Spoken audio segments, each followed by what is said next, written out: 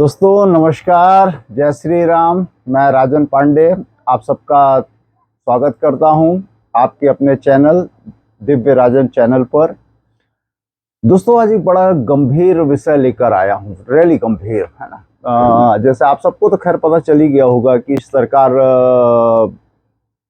समान नागरिक संहिता that is uniform civil code को लेकर आ रही है या मन बना रही है। अब जब तक कंप्लीट बिल्कुल उस टेबल पर ना आ जाए तो थोड़ा सा वो रहता है, बट एक उन्होंने एक कंसेंसस बनाने के लिए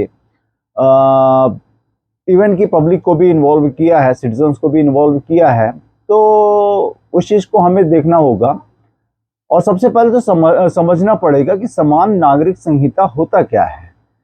क्योंकि इस देश में, भारत में एक ऐसा वर्ग है जो बगैर कुछ जाने, वो बगैर कुछ ड्राफ्ट पढ़े या कुछ भी तकनीकी पहलू को समझे, बस विरोध के लिए विरोध कर देना है और फिर उसके लिए जितने बवंडर क्रिएट कर सकते हैं, जितना हंगामा कर सकते हैं, फिर वो चाहे संसद में हो चाहे फिर वो सड़क पर हो, बराबर ही होता है।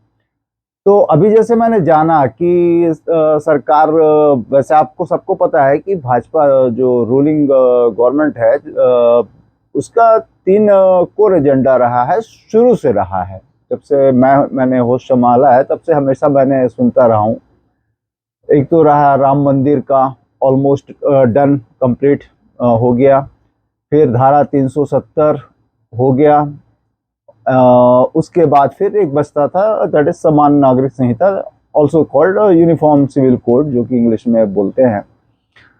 तो बड़ा प्रमुख मुद्दा रहा है और इसी के बलबूते पर ही भाजपा अपनी सरकार बनाई और अभी तक और आगे भी देखी कंटिन्यू करेगी। तो आज ऐसे समय पर जब सरकार ने एक कंसेंसस बनाने के लिए पब्लिक का भी आह्वान किया है, मुझे अगर वो लिंक मिलती है तो डेफिनेटली मैं डिस्क्रिप्शन में डाल दूंगा। आप लोग अपनी राय मुझे ना वो करके सीधे सरकार को अपनी राय बता सकते हैं। तो सबसे पहले तो जैसे नाम से ही आपको समझ में आ जाता है कि एक ऐसा ही संहिता, एक ऐसा कानून जिसके तहत सभी नागरिक, सिटीजन्स, सबको एक ही तराजू पे सरकार तौलेगी।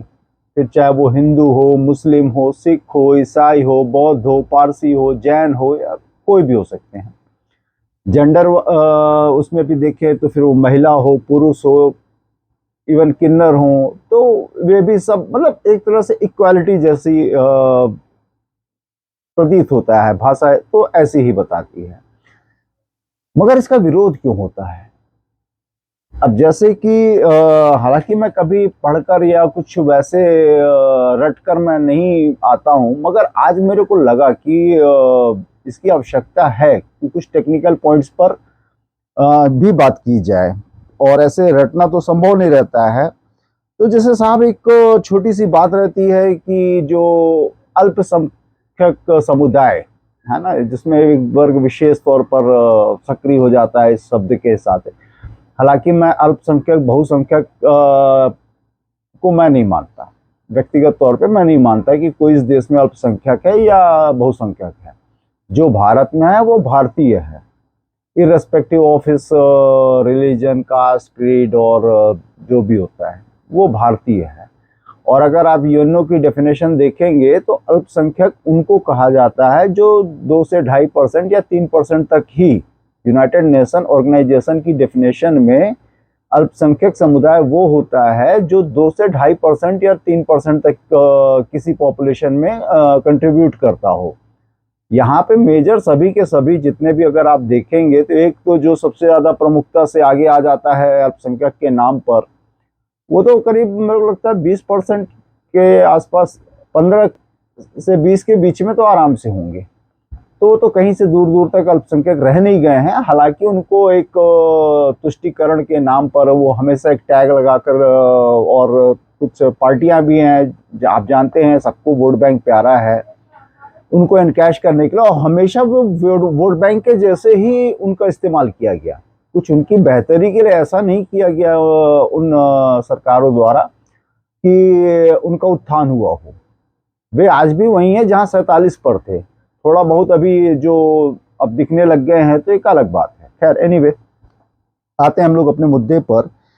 तो जो आर्टिकल 25 का हवाला देने लग जाते हैं कि हमें हमारा मौलिक अधिकार पूजा, वो जनरली अपने पूजा पाठ और अपने रिचुअल्स को लेकर बड़े उग्र हो जाते हैं। तो कहीं से भी, जबकि नागरिक समान नागरिक संहिता में ऐसा कहीं भी नहीं है कि अगर मैं हिंदू हूं तो मुझे मंदिर जाने से मना किया जाएगा, मुझे मेरी नित्य पूजा पाठ करने से मना किया जाएगा, या जो मेरे संस्कार होते हैं वो फॉलो करने से मना किया जाएगा। ऐसा कहीं भी नहीं। और कोई मुस्लिम है तो वो मस्जिद नहीं जा सकता, या अपने जो उनके रिचुअल्स होते हैं वो फॉलो नहीं कर सकता। ऐसा कहीं भी नहीं है भी नहीं, और होगा भी नहीं। तो खैर एनीवे, तो जो इसका विरोध करते हैं वो तो आर्टिकल 25 का हवाला दे देते हैं, और जो इसके झंडा बरदार जिनको कहना चाहिए या अगुआ जो समर्थक हैं, वो धारा 14, जो अनुच्छेद 14 जो होता है उनका, आर्टिकल 14, उसका उन लोग हवाला देने लग जाते हैं। तो जहां तक मेरा अपना सोच रहता है कि एक भारत को लेके बड़ी एक अच्छी बात कही जाती है, unity in diversity, unity in diversity. तो साहब, डाइवर्सिटी कहाँ खत्म हो रही है, यूनिटी कहाँ खत्म हो रही है? आप एक झंडे के नीचे आ रहे हैं और सबके ऊपर समान कानून लागू हो रहा है, तब तो ये आपको उसको बड़े खुले दिल से स्वागत करना चाहिए, बनिस्पत की उग्र होकर रोड पर उतर कर उधर संसद में हमारे जितने भी सो कॉल्ड सेकुलर पार्टीज हैं वो हंगामा बरपा देती हैं। ये कहीं से मुझे तो तार्किक नहीं लगता। फिर जैसा आप सब के विचारों में हमेशा स्वागत करता हूं कि अपने विचार अवश्य बताएं। और अब इसमें क्या होता है, देखिए, एक जो सबसे बड़े एक मैंने बता दिया भ्रांति ये रहती है कि हमारी पूजा पद्धति पे रोक लगेगी। अरे कहीं कोई पूजा पद्धति पे, आप जितनी आपकी धार्मिक आस्था है, आप जितना अपने मंदिर, मस्जिद, गिरजाघर, गुरुद्वारा और जो आपके जो भी आपके देवालय हैं, आप वहाँ पे जितनी पूजा करना चाहो करो, घर में करो, वहीं बसे रहो, कोई मना नहीं करने वाला है, कोई नहीं, है ना। तो एक नाहक एक बखेड़ा खड़ा करने की आवश्यकता रह नहीं जाती है। फिर आपके जब कस्टम्स, ट्रेडिशंस, रिचुअल्स भी सब वैसे ही रहने हैं तो क्या जरूरत रह जाती है। खैर, ये सबका अपना अपना विषय है, और शायद है कि सबको समझना भी होगा। अब इसमें एक बात जो अगर कही जाए, जो बड़े उससे मैंने पढ़ रहा था, अभी भी मेरे हाथ में डॉक्यूमेंट रखा हुआ हूं मैं, तो ऐसा नहीं है कि ये आज ही का विषय है। ये विषय 1948 में भी उठा था, और प्रमुखता से 1985-86 में जब शाहबानो केस हुआ था, जब उनके हस्बैंड ने उनको तलाक दे दिया था 40 साल की शादी के बाद, उन्होंने मुआवजा मांगा जिसके लिए उन्होंने मना कर दिया उनके हस्बैंड ने। फिर कोर्ट गई, कोर्ट से सुप्रीम कोर्ट गई, सुप्रीम कोर्ट ने उनके फेवर में डिसीजन दिया, जिसको राजीव गांधी सरकार ने पलट दिया, अध्यादेश लाकर कुछ उन्होंने कर दिया। उसके बाद फिर ये 95 में भी ऐसा ही कोई केस आया सरला मुदगल जी के नाम से, तो उसमें भी ऐसे ही कुछ हुआ। तो ये सब चीजें हुई हैं, और मतलब कोर्ट ने भी माना है कि समान नागरिक संहिता की आवश्यकता है। ये कोर्ट द्वारा, एक तरह से आप ऐसा कह लीजिए कि एक ऐसा मुद्दा है जिसको कोर्ट भी अप्रूव करता है। अगर आप पूरे भारत में देखेंगे तो आपको गोवा का तो मैं श्योर हूँ कि गोवा में कॉमन सिविल कोड है, तो बाकी स्टेट्स में क्यों नहीं? और अगर राष्ट्रीय स्तर पे लागू होता है तो फिर दिक्कत किसे है? ठीक है, कुछ टेक्निकलिटीज रहती हैं, तकनीकी पक्ष रहता है, वो हमारे विशेषज्ञ, विधि विशेषज्ञ और जो लीडर्स हैं वे इतने सक्षम हैं कि आपस में एक कंसेंसस बनाकर वो उसको दूर करेंगे। मगर अगर सरकार पहल करती है तो मेरा ऐसा मानना है कि सभी को इसका स्वागत करना चाहिए। और दूसरा एक वो आ जाता है कि मतलब सबसे ज्यादा क्या है ना, अगर आप पढ़ें, जैसे अगर मेरे हाथ में कुछ पेपर है तो मैं पढ़ के मैं बोल रहा हूँ, मैं ऐसे सिर्फ सिर्फ मैं समर्थक हूँ इस वजह से, तो ऐसे तो मैं बहुत सारी बातों को समर्थक हूँ, वो बातें तो मैं सोशल प्लेटफॉर्म पे नहीं रखता। मैं कुछ आधार होना चाहिए।